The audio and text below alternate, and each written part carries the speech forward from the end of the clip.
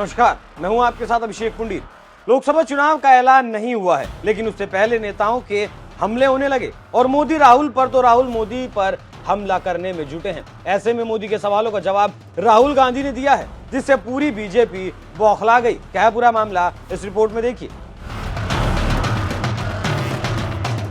लोकसभा चुनाव का ऐलान होने में कुछ ही दिन बचे हैं, लेकिन पार्टियां अपने मुद्दे और हमले की रणनीति बनाना शुरू कर चुकी हैं। ऐसे में लोकसभा में बजट भाषण के दौरान मोदी के मंत्री ने कांग्रेस और राहुल गांधी पर बीजेपी ने हमला बोला और फिर शुरू हुआ आरोप प्रत्यारोप का सिलसिला। लेकिन इस हमले में कूदते हुए राहुल गांधी ने हमला बोला और सोशल मीडिया ट्विटर पूर्व नाम पर लिखा कि 3 दिन में 3 बार कपड़े बदलने वाले, 9 लाख का सूट पहनने वाले और 1.5 लाख की कलम से लिखने वाले मोदी जी के लिए ओबीसी का मतलब है ओनली बिजनेस क्लास। ये वंचितों के साथ न्याय कभी नहीं कर सकते। कागजी और चुनावी ओबीसी अपने दिन गिने, जातिगत गिनती हम कराएंगे। तो सुन लिया आपने क्या कह रहे हैं राहुल गांधी। इसके साथ ही साथ राहुल गांधी ने एक वीडियो भी शेयर किया, उसमें क्या कहा वो भी सुनिए।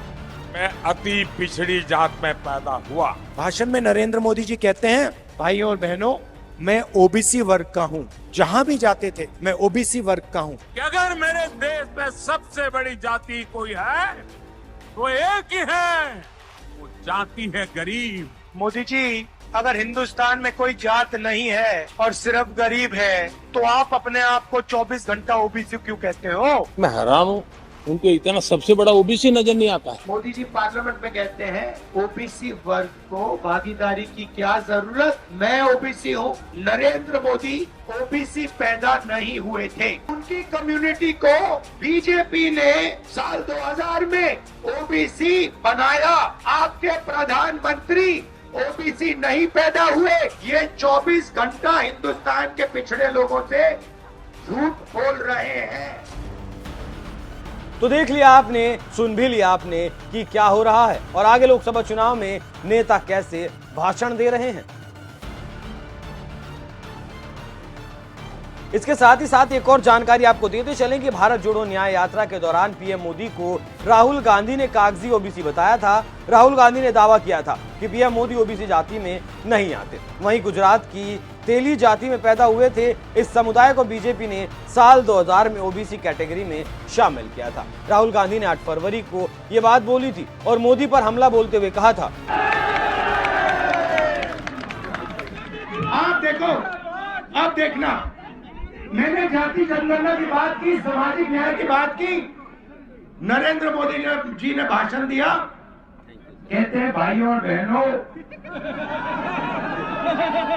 इस देश में सिर्फ 2 जातें हैं, एक अमीर है, एक गरीब है। अच्छा भैया, अगर 2 ही जाते हैं तो आप कौन सी जात के हो? आप गरीब तो नहीं हो, आप 24 घंटा नया सूट पहनते हो,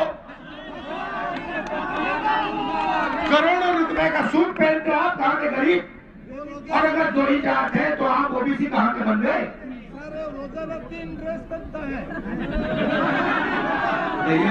भैया सुबह एक नई ड्रेस आती है, उसके बाद दोपहर में अलग, शाम को अलग, और हर रोज अलग अलग अलग।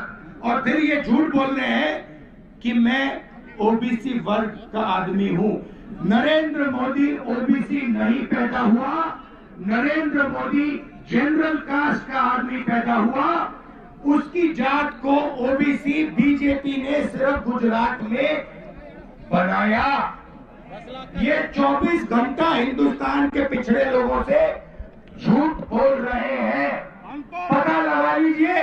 मेरे फोन पे, मैं 1 सेकंड में बता देता हूं आपको, मेरे फोन पे लिखा है, सुनो, मोदी जी मोर घांची जात के हैं, मोर घांची कास्ट के हैं। इनको गुजरात सरकार ने 2000 में ओबीसी घोषित किया था। आपके प्रधानमंत्री ओबीसी कास्ट के नहीं थे, वो जनरल कास्ट के आदमी हैं और वो देश के हर पिछड़े वर्ग के व्यक्ति का बेवकूफ बनाने के लिए प्रधानमंत्री बनाए गए हैं। ले लो सच्चाई, सुन लो। जिसका जवाब संसद में बीजेपी अध्यक्ष जेपी नड्डा ने दिया। राज्यसभा में क्या कहा वो भी सुनिए। एक चर्चा आज सुबह से मैं देख रहा हूं कि चर्चा चल रही है कि ओबीसी का ध्यान नहीं रखा गया, ओबीसी की चिंता नहीं की गई, ओबीसी के बारे में कुछ सोचा नहीं गया। ठीक है, राजनीति में इस तरीके के वक्तव्य चलते हैं और वक्तव्य चलते चलते यहां तक पहुंच गया कि 70 सेक्रेटरी में 3 ही शायद ओबीसी। अब मैं इसमें सिर्फ ज्ञानवर्धन करना चाहूंगा, मैं ज्ञानवर्धन करना चाहूंगा कि कालेलकर की रिपोर्ट नेहरू जी के टाइम की कहां पड़ी हुई थी? मंडल कमीशन इंदिरा गांधी जी के टाइम पर, राजीव गांधी जी के टाइम पर कहां पड़ा हुआ था? क्या हुआ उसका? क्या कर पाए उसको? 1992 में सुप्रीम कोर्ट ने कहा कि आप सर्विसेज में ओबीसी को रिजर्वेशन दीजिए और 1995-96 में एससी, एसटी और ओबीसी कैटेगरी सर्विसेज में जुड़ी और ऑल इंडिया सर्विसेज में जुड़ी। अब आप बताइए कि आज सेक्रेटरी के एम्पैनलमेंट का जो कट ऑफ ईयर है वो है 1992। जो सेक्रेटरीज हैं वो 1992 बैच के नीचे के लोग हैं, पहले के लोग हैं।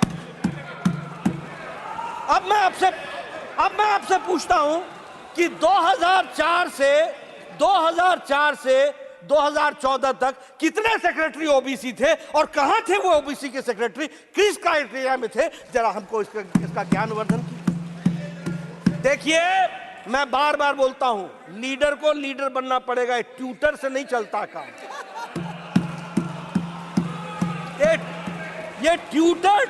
ये ट्यूटर्ड स्टेटमेंट से नहीं चलता है काम, और वह भी ट्यूटर अगर कोई लीडर हो तो भी समझ में आता है। ये एनजीओ को लेकर के आ जाते हो, जिन एनजीओ को जिनको आता न पता न सता, कोई चीज जानकारी नहीं, वो आपको समझाते हैं और आप बोल करके सोचो I was shocked and shattered and